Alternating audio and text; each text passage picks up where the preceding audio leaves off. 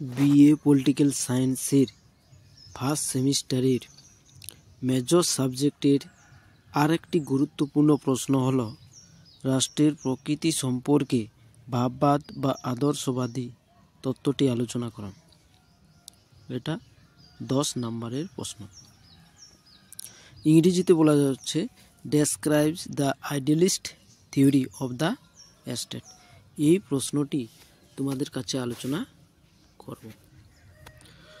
তাহলে প্রথমে আমরা ভূমিকা বা ইন্ট্রোডাকশন লিখব। রাষ্ট্রের প্রকৃতি সম্পর্কে ভাববাদী বা আদর্শবাদী মতবাদটি সবচেয়ে প্রাচীন গুরুত্বপূর্ণ একটি মতবাদ। কি বলা আছে যে রাষ্ট্রের প্রকৃতি সম্পর্কে ভাববাদী বা আদর্শবাদী এই যে মতবাদটি, এটা হচ্ছে সবচেয়ে একটি প্রাচীন মতবাদ। এই মতবাদটি বিভিন্ন নামে পরিচিত, যেমন চরম মতবাদ, আধ্যাত্মিক মতবাদ বা অযৌক্তিক মতবাদ হিসেবেও এই ভাববাদী বা আদর্শবাদী তত্ত্বটি পরিচিত।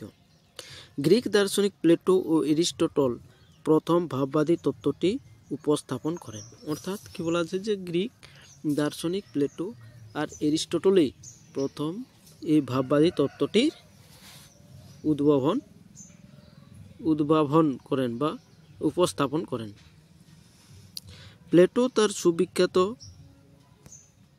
দ্য রিপাবলিক গ্রন্থে একটি স্বয়ংসম্পূর্ণ সর্বাঙ্গ সুন্দর আদর্শ রাষ্ট্রের কল্পনা করেছিলেন।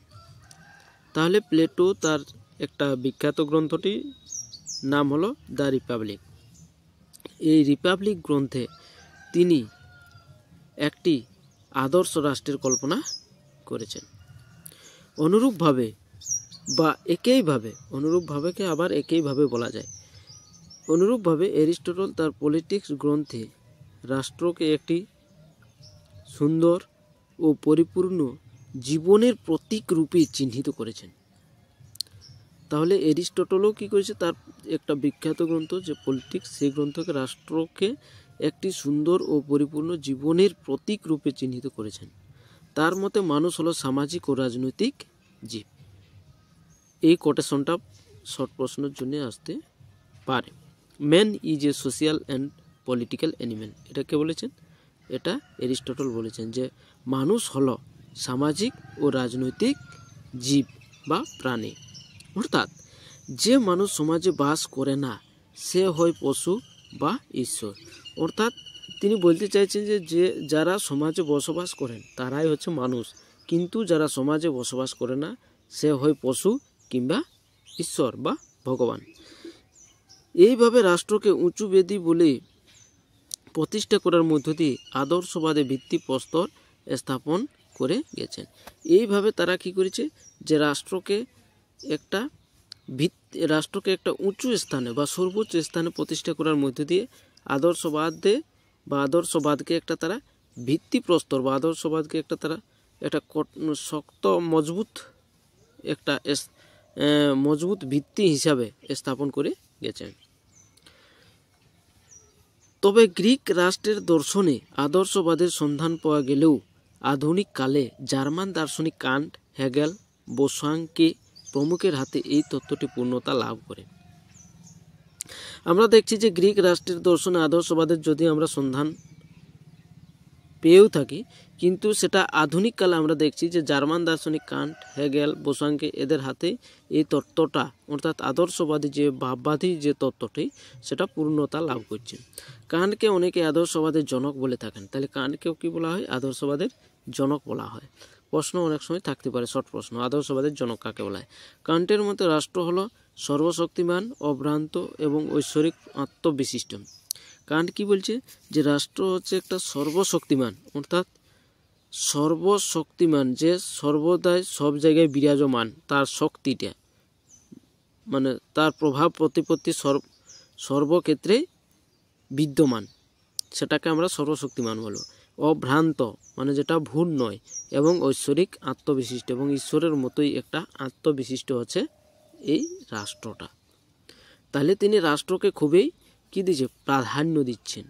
তাই রাষ্ট্রের প্রতি আনুগত্য প্রদর্শন এবং রাষ্ট্রের আদেশ মেনে চলায় ব্যক্তির পরম কর্তব্য।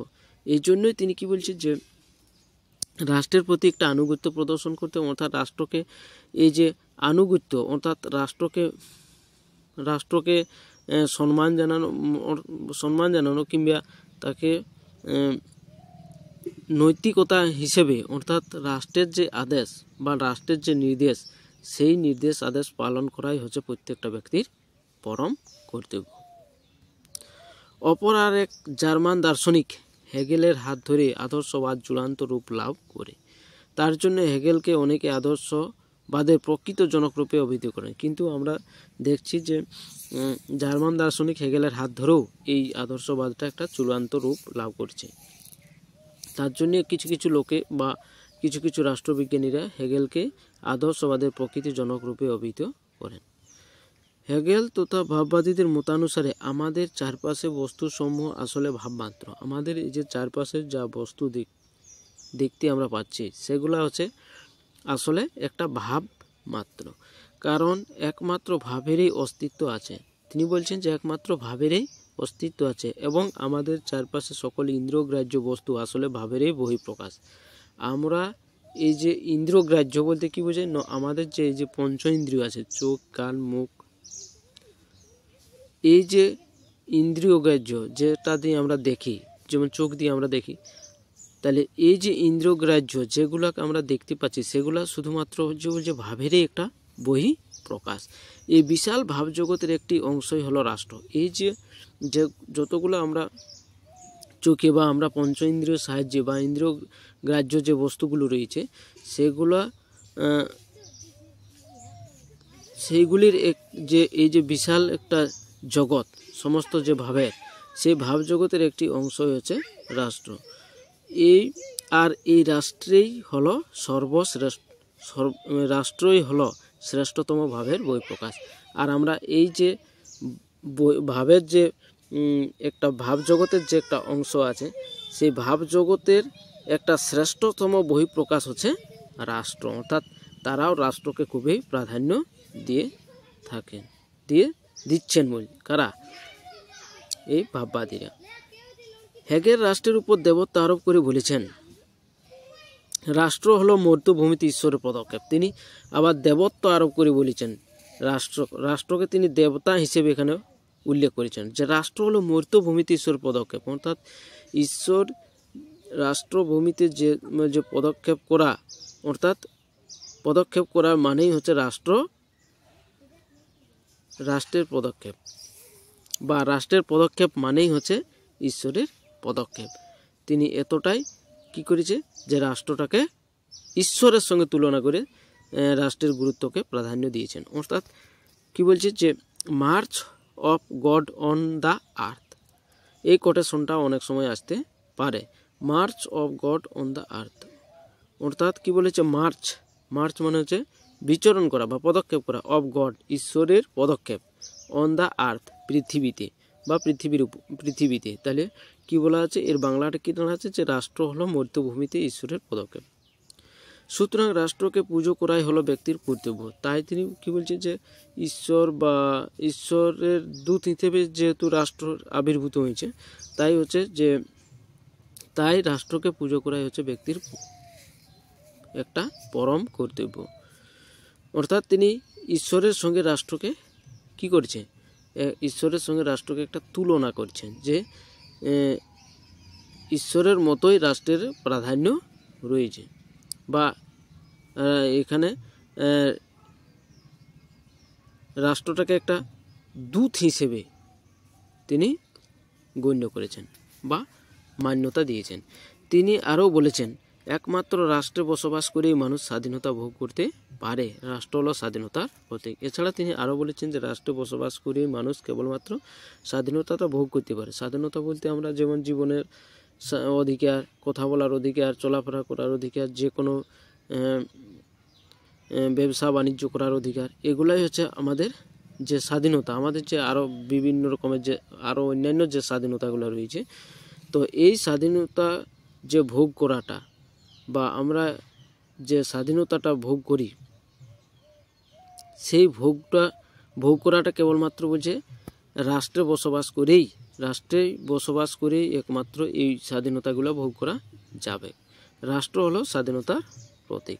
হেগেলের পরবর্তীকালে ইংরেজ দার্শনিক গ্রিন এবং বোসাংকে প্রমুখের হাতে আদর্শবাদের রূপ কিছুটা পরিমার্জিত হয়, অর্থাৎ এরা কিছুটা আবার তারা যে রাষ্ট্রকে যতটা প্রাধান্য দিয়েছেন তার থেকে কিছুটা একটা পরিমার্জিত করেন, অর্থাৎ তারা সংশোধিত করেন। এরা রাষ্ট্রকে শ্রেষ্ঠ প্রতিষ্ঠান বলে বর্ণনা করলেও জার্মান আদর্শবাদের চরম ও গণতান্ত্রিক ভাবকে বর্জন করেছেন। অর্থাৎ তারাও রাষ্ট্রকে প্রাধান্য দিচ্ছে ঠিকই, কিন্তু জার্মান আদর্শবাদের তারা যে অগণতান্ত্রিক যে চরম যে অগণতান্ত্রিক ভাব, সেই ভাবটাকে কিন্তু তারা বর্জন করছেন। গ্রিন হেগেলের মতো ব্যক্তি স্বাধীনতাকে রাষ্ট্রের যুবকাষ্টে বলিদান দেননি। এখানে গ্রিন, TH গ্রিন, এর ফুল ফর্ম হচ্ছে TH গ্রিন, বা শুধু গ্রিন বললেও হয়। তাহলে গ্রিন কি বলছে, যে হেগেলের মতো ব্যক্তি স্বাধীনতাকে রাষ্ট্রের যুবকাষ্টে বলিদান দেননি। গ্রিন বলেছেন will, not force, is the basis of the state. অর্থাৎ তিনি কি বলছেন, যে শক্তি নয়, উইল মানে এখানে ইচ্ছা, নট ফোর্স মানে শক্তি নয়, ইচ্ছাই রাষ্ট্রের ভিত্তি। উইল মানে হচ্ছে ইচ্ছা, তাহলে ইচ্ছাই হচ্ছে রাষ্ট্রের ভিত্তি, শক্তি নয় বলছে, শক্তিকে তারা প্রাধান্য দিচ্ছে না, ইচ্ছাই, মানুষের ইচ্ছাটাই হচ্ছে রাষ্ট্রের ভিত্তি। সুতরাং মানুষের সম্মতি ছাড়া রাষ্ট্র টিকে থাকতে পারে না। অর্থাৎ আমাদের যে সম্মতি, সেই সম্মতি ছাড়া রাষ্ট্র বলছে টিকে থাকতে পারে না। এটা কে বলছে? গ্রিন বলেছেন। কিন্তু হেগেল কি বলেছে? রাষ্ট্রকে খুবই প্রাধান্য দিয়েছেন, তিনি রাষ্ট্রকে শ্রেষ্ঠ প্রতিপন্ন করেছেন এবং তাই রাষ্ট্রের পরম কর্তব্য হল যে রাষ্ট্রের আদেশকে পালন করা বা রাষ্ট্রকে পুজো করা। কিন্তু এখানে গ্রিন সেই মতবাদকে অনেকটা খণ্ডন করেছে বা সমালোচনা করেছেন। ভাববাদী রাষ্ট্রতত্ত্বটি নানা দিক থেকে সমালোচিত হয়েছে, যথা এক নাম্বার আমরা 1-2 করে লিখলে খুবই ভালো হয়, তাই 1-2 নাম্বার করেই তোমাদের কাছে প্রশ্নটি আমি আলোচনা করছি। 1 নাম্বার, ভাববাদীরা রাষ্ট্রকে নৈতিক ইচ্ছা ও কল্যাণকর প্রকৃত ইচ্ছার প্রকাশ বলে বর্ণনা করে বাস্তব জগৎকে উপেক্ষা করে কল্পনার রাজ্যে বিচরণ করেছেন। এখানে কি বলা আছে, যে ভাববাদীরা রাষ্ট্রকে নৈতিক ইচ্ছা এবং কল্যাণকর প্রকৃত ইচ্ছার প্রকাশ বলে বর্ণনা করে বাস্তব জগৎকে তারা উপেক্ষা করেছে, অর্থাৎ বাস্তব জগৎকে তারা মান্যতা দেননি, তারা শুধুমাত্র কল্পনার রাজ্যেই বিচরণ করেছেন বা বিরাজ করেছেন। এই কারণে বার্কার মন্তব্য করেছেন, ইহা স্বর্গরাজ্যে সম্ভব হলেও মাটির পৃথিবীতে সম্ভব নয়। অর্থাৎ এটা স্বর্গরাজ্য, অর্থাৎ স্বর্গ কিংবা নরক যেটা বলা আছে, স্বর্গ আদৌ আছে কিনা সেটা সম্ভব নয়। তাই তিনি বলছেন যে এটা স্বর্গরাজ্যে সম্ভব হলেও কিন্তু এই যে আমাদের এই যে পৃথিবীতে, এই যে মাটির পৃথিবী, এখানে কিন্তু এটা কোনোদিনই সম্ভব নয়। 2 নাম্বার, রাষ্ট্রের প্রকৃতি সম্পর্কে আদর্শবাদী তত্ত্বকে সমালোচকরা অবাস্তব এবং কাল্পনিক তত্ত্ব বলে নস্যাৎ করেছেন। এদিকে আবার কি বলেছে, যে রাষ্ট্রের প্রকৃতি সম্পর্কে আদর্শবাদী তত্ত্বকে সমালোচকরা অবাস্তব বলেছেন, আবার কি বলেছে, এটা কাল্পনিক, এটা শুধুমাত্র কল্পনাই করা যায় বলছেন, বাস্তব এটা সম্ভব নয়। এই বলে তারা কি করেছে, এটাকে নস্যাৎ করেছে বা খারিজ করে দিয়েছে বা সেটাকে তারা অগ্রাহ্য করছেন, এটাও বলা যেতে পারে। তাদের মতে কি বলছে, যে মূর্তি ঈশ্বরের পদক্ষেপ হলো রাষ্ট্র। তাদের মতে যে মূর্তি, এই মর্তভূমিতে ঈশ্বরের পদক্ষেপ হলোই রাষ্ট্র, ঈশ্বর যেহেতু পদক্ষেপ করছে তার মানে রাষ্ট্র, এটাই তারা বলতে চাইছেন। এই যে কল্পিত কথার কোনো বাস্তব ভিত্তি নেই এবং কোনো প্রমাণ নেই, এই যে কল্পনা করে তারা বলেছেন, এই যে কথাটি বলেছেন যে ঈশ্বরের পদক্ষেপ হলো রাষ্ট্র, এই যে কল্পিত কথার, এটার কিন্তু কোনো প্রমাণ পাওয়া যায়নি বা প্রমাণ তারা দিতে পারেনি, তাই এটাকে অবাস্তব বলে বর্ণনা করা হয়েছে বা এটাকে কাল্পনিক বলা হয়েছে। 3 নম্বর, ভাববাদী বা আদর্শবাদীরা রাষ্ট্রকে ঐশ্বরিক প্রতিষ্ঠান বলে বর্ণনা করে রাষ্ট্রের শ্রেষ্ঠত্ব প্রতিপন্ন করতে চেয়েছেন। এখানে ভাববাদীরা বা আদর্শবাদী যারা, তারা ঐশ্বরিক প্রতিষ্ঠান বলে, অর্থাৎ এটা ঈশ্বরেরই তৈরি করা একটা প্রতিষ্ঠান, তাই এইটি ঈশ্বরের তৈরি করাই একটা প্রতিষ্ঠান বলে তারা রাষ্ট্রের শ্রেষ্ঠত্ব প্রতিপন্ন করতে চেয়েছেন, অর্থাৎ রাষ্ট্রকে একটা প্রাধান্য দিতে চেয়েছেন, অর্থাৎ রাষ্ট্রকে একটা সর্বশ্রেষ্ঠ প্রতিষ্ঠান বলে তারা বর্ণনা করেছেন। কিন্তু মার্ক্সবাদীরা এই মতের বিরোধিতা করে বলেছেন রাষ্ট্র শ্রেষ্ঠও নয়, আবার শাশ্বতও নয়। রাষ্ট্র হলো শ্রেণী শোষণের যন্ত্র। অর্থাৎ মার্ক্সবাদীরা চিরদিনই রাষ্ট্রের বিরোধিতা করে আসছে। তারা শুধু একটাই কথা বলেছেন যে রাষ্ট্র হচ্ছে শ্রেণী শোষণের যন্ত্র। অর্থাৎ তারা এক শ্রেণীর হয়ে আরেক শ্রেণীকে শোষণ করে থাকে। যেমন আমরা পুঁজিবাদী সমাজ ব্যবস্থায় পুঁজিপতি শ্রেণীর হয়ে রাষ্ট্র কাজ করে এবং শোষণ করে শ্রমিক শ্রেণীকে। তাই তারা বলেছেন যে সাম্যবাদী সমাজ ব্যবস্থায় রাষ্ট্র কি হবে, রাষ্ট্র আর থাকবে না, রাষ্ট্র ধীরে ধীরে অবলুপ্তি ঘটে যাবে, রাষ্ট্রের বিলুপ্তি ঘটে যাবে। এই প্রশ্নটি অনেক সময় আসে যে শ্রেণী শোষণের যন্ত্র, রাষ্ট্রকে শ্রেণী শোষণের যন্ত্র কে বলেছেন? এটা মার্ক্স বলেছেন বা মার্ক্সবাদীরা বলেছেন, রাষ্ট্র হলো শ্রেণী শোষণের যন্ত্র। তাই তারা কি বলছে যে রাষ্ট্র শ্রেষ্ঠও নয়, রাষ্ট্র একদম সর্বশ্রেষ্ঠ নয়, আবার শাশ্বত নয়। শাশ্বত মানে এখানে চিরন্তন যেটাকে বলা হয়, শাশ্বত মানে যেটা মরণ নয়, যেটা অমর বা চিরজীবী যেটা, বা শাশ্বত, সেই এটা বলছে শাশ্বত নয় বলছে। কারা বলছে? মার্ক্সবাদীরা। রাষ্ট্র হচ্ছে একটা শ্রেণী শোষণের যন্ত্র। উপসংহার: পরিশেষে ভাববাদকে বিশ্ব শান্তি ও মানবতার প্রধান শত্রু হিসেবে চিহ্নিত করা যায়। এই দিক থেকে আমরা আলোচনা করে শেষ ডিসিশনে আসতে বাধ্য যে এই যে বিশ্ব শান্তি এবং মানবতার যে প্রধান মানবতার বিরুদ্ধে যে প্রধান শত্রু হিসেবে এটাকে চিহ্নিত করা যায়। জার্মান ভাববাদীরা যুদ্ধকে অপরাহ্য বলে ঘোষণা করে কার্যত সাম্রাজ্যবাদ ও সমরবাদের মতো বিপজ্জনক মতবাদের জন্ম দিয়েছে। এই যে জার্মান ভাববাদীরা, তারা যুদ্ধকে একটি অপরাহ্য বলে ঘোষণা করে এই মতবাদকে একটা বিপজ্জনক মতবাদের জন্ম দিয়েছেন। অর্থাৎ এটা আবার ফ্যাসিবাদেরও ধরা গেলে ফ্যাসিবাদেও বলা যেতে পারে যে ফ্যাসিবাদকেও এই মতবাদ প্ররোচনা দিয়ে থাকেন, বা সাম্রাজ্যবাদের মতো যে বিপজ্জনক যে মতবাদগুলো আছে সেটাকে তারা জন্ম দিয়ে থাকেন। শেষ বিচারে ভাববাদ গ্রহণযোগ্য না হলেও একথা সত্য যে এই তথ্যে নৈতিকতা ও রাষ্ট্রের মধ্যে সম্পর্ক স্থাপনের চেষ্টা করা হয়েছে এবং রাষ্ট্রের প্রতি ব্যক্তির আনুগত্যের প্রয়োজন তুলে ধরা হয়েছে। এই অর্থে আদর্শবাদের কিছুটা মূল্য আছে বলে মান্য করা হয়। অর্থাৎ কি বলেছে যে শেষ বিচারে আমরা যদিও আদর্শবাদ বা ভাববাদকে গ্রহণ না করলেও এই কথাটা কিন্তু আমাদেরকে স্বীকার করতেই হবে যে কি বলছে যে এর নৈতিকতা ও রাষ্ট্রনীতির মধ্যে একটা সম্পর্ক স্থাপনের চেষ্টা করেছে কে? ভাববাদ বা আদর্শবাদ, এই তত্ত্বটি, এবং রাষ্ট্রের প্রতি ব্যক্তির একটা আনুগত্যের প্রয়োজন তুলে ধরা হয়েছে। অর্থাৎ রাষ্ট্রকে যে মানতে হবে, অর্থাৎ রাষ্ট্রের আদেশ নির্দেশ মানতে হবে, এই যে রাষ্ট্রের প্রতি যে একটা আনুগত্য, সেই আনুগত্যটাকে এখানে কী করা হয়েছে? প্রকাশ করা হয়েছে বা তুলে ধরা হয়েছে। তাই এই দিক থেকে বা এই অর্থে আদর্শবাদের কিছুটা মূল্য আছে, এটা অস্বীকার করা যাবে না। উপসংহারে এইটুকুই লিখতে হবে। Thank you watching for this video. এটা কিন্তু এবছরের জন্য খুবই ইম্পর্ট্যান্ট, তাই তোমরা এটাকে খাতায় লিখে বারবার পড়ে মুখস্থ করার চেষ্টা করো। এটা পরীক্ষায় আসার একটা খুবই চান্স রয়েছে।